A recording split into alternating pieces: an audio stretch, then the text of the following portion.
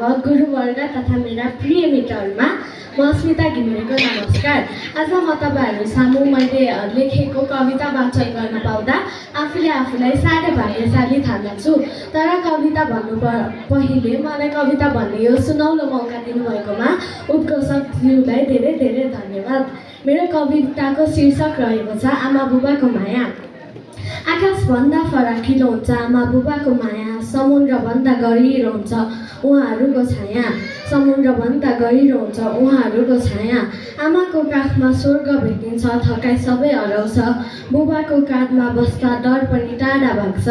आमाको ममता न्यानो घामझै, बुबाको माया जुनको उज्यालो, उहाँहरू बिना यो जीवन लाग्छ अधुरो, एक्लो र कालो। हाम्रो खुसीमा हाँस्नुहुन्छ, हाम्रो पीडामा रुनुहुन्छ, हाम्रो खुसीमा हाँस्नुहुन्छ, हाम्रो पीडामा रुनुहुन्छ, आफ्नो सपना त्यागेर पनि हाम्रो भविष्य बन्नुहुन्छ।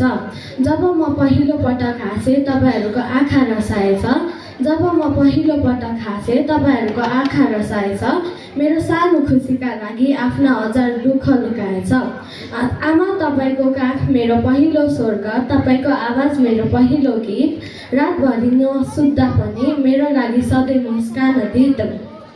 बुबा तपाईँको कठोर हातभरि कति न्यानो माया लुकेको रहेछ, बुबा तपाईँको कठोर हातभरि कति न्यानो माया लुकेको रहेछ। बाहिरबाट बलियो देखिने भित्र कति कोमल मन रहेछ, बाहिरबाट बलियो देखिने भित्र कति कोमल मन रहेछ। म लड्दा समात्ने हात तपाईँहरू, म हार्दा हौसला दिने स्वर तपाईँहरू, आफ्नो इच्छा चुपचाप मारेर मेरो सपना सजाउने घर तपाईँहरू, आफ्नो इच्छा चुपचाप मारेर मेरो सपना सजाउने घर तपाईँहरू। समय बित्दै जाँदा बुझ्दैछु मेरो हरेक सफलतामा तपाईँहरूको त्याग मिसिएको छ, मेरो हरेक सासभित्र तपाईँहरूको आशीर्वाद लेखिएको रहेछ, मेरो हरेक सासभित्र तपाईँहरूको आशीर्वाद लेखिएको रहेछ।